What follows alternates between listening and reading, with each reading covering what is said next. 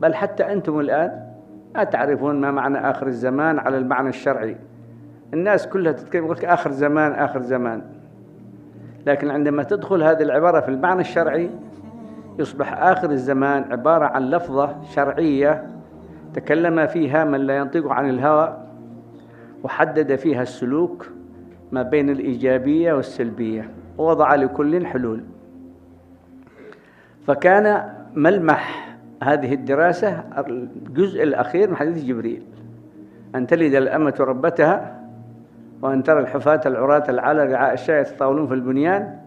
وكان هذا الجواب من النبي صلى الله عليه وسلم جوابا على سؤال جبريل عندما سأل النبي صلى الله عليه وسلم أخبرني عن الساعة.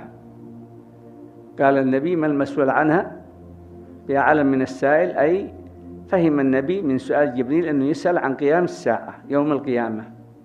فقال له النبي صلى الله عليه وسلم لا أنا ولا أنت نعرفها، لأن هذا الأمر مختص بالخالق لا يعلمها إلا هو، وهذا أمر واضح حتى في القرآن، لا يجليها لوقتها إلا هو، ثقلت في السماوات والأرض لا تأتيكم إلا بغتة. ما هي الساعة؟ أما علاماتها ظهرت في نفس اللفظ من الحديث، حيث قال النبي صلى الله عليه وسلم أخبرني، جبريل قال أخبرني عن أماراتها. ما دام عرفنا الساعة وأنها أمر بيد الله، نريد أن نعرف عن أماراتها. هذه المسألة المهمة التي نحن بصددها. أماراتها أي علامات الساعة ومظاهر القرب من مفهوم الساعة والقيام بها، أو عندما تأتي في آخر الزمان ما يسمى بقيام الساعة. ما هي العلامات؟ جاءت هذه العلامات بقوله صلى الله عليه وسلم أن تلد الأمة ربتها. أن تلد الأمة ربتها، لابد نحن الآن نفصل الألفاظ. بمعنى أن تلد أي أن تأتي المرأة بمولود أو مولودة، لكن هذا المولود والمولودة ليس على الصفة التقليدية الأولية، ولكنها تصبح ربتها أو ربها، أي سيدها أو سيدتها.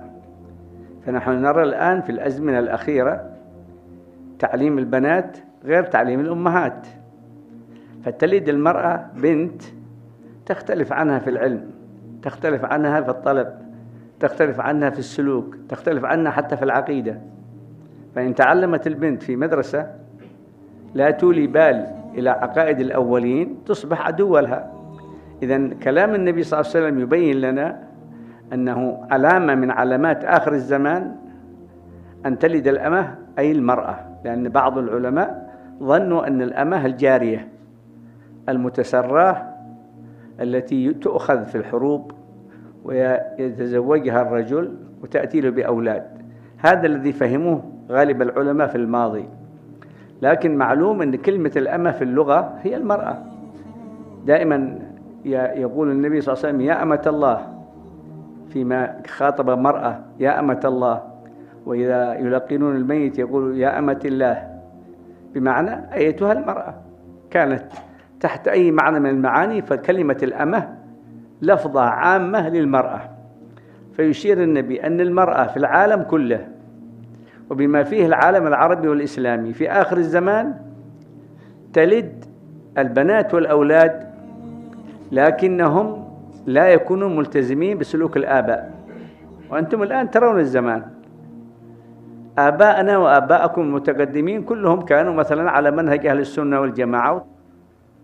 الآن ظهرت جيل من أولاد الناس من أبنائهم بنات درسوا مدارس مختلفة، فصار الولد ربما صار عدوا لوالده، بل عدوا لمدرسته، بل عدوا لطريقته، بل عدوا لصوفيته، بل يمكن أن يكون كما سترون عدوا للسنة والجماعة.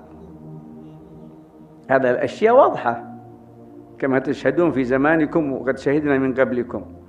إذن صدق رسول الله أن هذه الظاهرة عندما تظهر لا يعني أنها سليمة. ما هو كل ما رأيت أحد صاح أو نعق أو دعا تبعته، فإن هذا مقيد بالنص، لأن هذه الظواهر تظهر وتسمع وتشهر وتكون في أجهزة الإعلام ويتحدث عنها بعض العلماء ويفتن بها بعض الناس، تقام بها الحروب وتدمر بها البلدان. من قال ذلك؟ قال ذلك رسول الله. هذا الذي ينبغي أن تفهموه في وصف الأحداث. فعندما يقول أن تلد الأمة ربتها، في نوع من أنواع المعرفة الخاصة بعلامات الساعة، وهو ما يسمى بالرمز. الرمز هذا مثل اللغز كما ذكرت لكم في الدرس الأول، قبل ما تحلوا هذا اللغز. فعندما قال أن تلد الأمة حلينا اللغز الأمة المرأة، وعندما قال ربتها أي سيدتها، سواء كانت في الموقف أو في الاقتصاد أو في العلم، يعني أفضل منها. ثم بعد أن قال أن تلد الأمة ربتها، وأن ترى الحفاة العراة العالة رعاء الشاة يتطاولون في البنيان. الأول هذه العبارة رمز، عرفتوا؟ رمز يشير إليه النبي صلى الله عليه وسلم بحصول أو بحلول خطأ أو انحراف أو خلل في ماذا؟ في أسلوب قرار العلم، في أسلوب قرار العلم والاعتقاد. أرجو أن تكون أذهانكم حاضرة. قرار العلم، كلمة قرار أي موقع تعليم الشباب، مدرسة، وزارة، إدارة تربية. إذا فسد القرار فسد الطلاب، إذا فسدت المناهج فسد المتعلم. فيشير النبي أن الخطأ والخلل يحصل في موقع القرار، من يكتب المنهج، من يؤدي دور التدريس. بمعنى أن أول فتنة من علامات الساعة أن تلد الأمة ربها أو ربتها، أي سيدها أو سيدتها المهيمنة عليها بالعلم الجديد أو بالعمل بالوظيفة. وهذا يدل على أنه سبب ذلك خلل في قرار العلم والاعتقاد. العلم الطلب والتلقي لكل أنواع العلوم، والاعتقاد علاقة الناس بربها، وعلاقة الناس بعضها ببعضها، وعلاقة الناس بالأحياء والأموات. اليوم نحن نعيش فساد في هذه العلاقات. من أين جاءت؟ جاءت من علامات الساعة، وليست معنى ذلك أن الذين تكلموا بها جددوا الدين أو صححوا العقائد، ولكنهم ظاهرة من الظواهر الشرعية التي أخبر النبي أن توجد في آخر الزمان لأجل تدمير أمة محمد، وهي لا تعلم. هذا المشار إليه في حديث أن تلد الأمة ربتها، وهو خلل في قرار العلم والاعتقاد.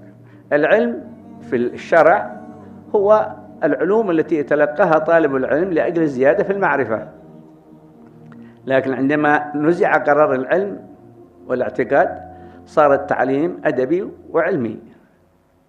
هل وضع هذا النبي؟ هل كان على عهد الصحابة؟ هل كان على عهد التابعين؟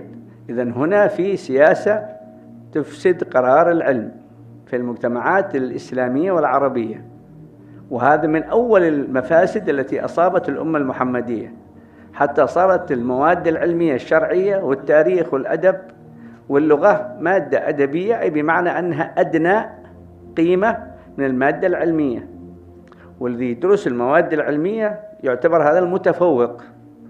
وهذه من ما سماه النبي صلى الله عليه وسلم خلل في قرار العلم في حياة الشعوب والاعتقاد. الاختلاف على مسألة التوحيد في علاقة العباد بالرب. الدين الإسلام يقول، أو علامات الساعة تقول، أن هذه الظاهرة ستأتي لأجل الفرقة في أمة محمد وليس لأجل جمعها. لن تعالج مشكلة، لأنها لم تأتي بالحكمة والموعظة الحسنة، ولكنها جاءت بالتهمة، بالتشريك، بالتبديع، بنقض الثوابت، فلذلك لن تنجح، وإن ظن الناس أنها ناجحة.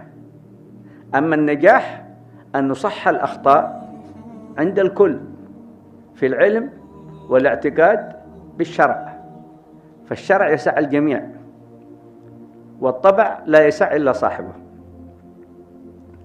إذن عرفنا المدلول الأول من الجزء الأول من آخر حديث جبريل المتعلق بعلامات الساعة، أن تلد الأمة ربتها.